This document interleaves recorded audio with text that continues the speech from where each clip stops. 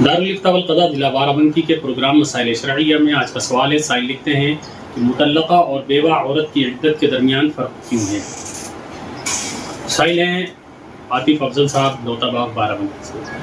بسم اللہ الرحمن الرحیم، الجواب وباللہ التوفیق۔ دیکھیں آپ نے جو سوال کیا ہے کہ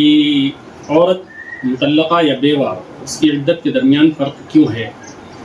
تو سب سے پہلے یہاں پر سمجھنا چاہیے کہ اللہ رب العزت نے قرآن کریم کے اندر دونوں کی عدت کے احکامات الگ الگ بیان کیے ہیں، اور مقام عبدیت کا تقاضا یہ ہے کہ بندہ احکم الحاکمین کے احکامات کو من وعن تسلیم کرے بلا کیوں اور کیا کہ ایسا کیوں ہے ایسا کیوں نہیں ہے۔ بندے کو یہ حق حاصل نہیں ہے کہ وہ احکم الحاکمین کے احکامات میں کیوں اور کیا کرے، بس من وعن تسلیم کرنا یہی دین اسلام ہے۔ اور اللہ تعالیٰ نے عدت کے سلسلے میں جو دو آیتیں ذکر کی ہیں کہ والذین یتوفون منکم ویذرون ازواجا یتربصن بانفسہن اربعۃ اشہر وعشرا، اس آیت کے اندر اللہ تعالیٰ نے متوفی عنہا زوجها یعنی جس کے شوہر کا انتقال ہو جائے اس کی عدت 4 ماہ 10 دن مقرر کی ہے، اور یہ حکم باری تعالیٰ ہے، اس کو ہمیں ماننا پڑے گا۔ اور مطلقہ کی عدت جو اللہ تعالیٰ نے ذکر کی ہے والمطلقات یتربصن بانفسہن ثلاثۃ قروء، کہ ان عورتوں کی عدت جن کی طلاق واقع ہو جائے یا ان کے درمیان تفریق واقع ہو جائے،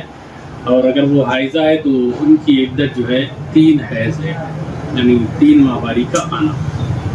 تو ان دو آیتوں میں احکم الحاکمین نے الگ الگ حکم بیان کیا ہے، اور جب اللہ تعالیٰ بہت زیادہ علیم ہے، خبیر ہے، بہت زیادہ جاننے والے ہیں اور ہر چیز سے باخبر ہیں، تو اس کے اندر اپنا دماغ لگانا اور اپنی عقل لگانا یہ بہتر نہیں ہے۔ بعض حضرات نے اس سلسلے میں بتایا ہے کہ اس کے اندر فرق اللہ تعالیٰ نے اس لیے کیا ہے، متوفی عنہا زوجها جو جس کے شوہر کا انتقال ہو جائے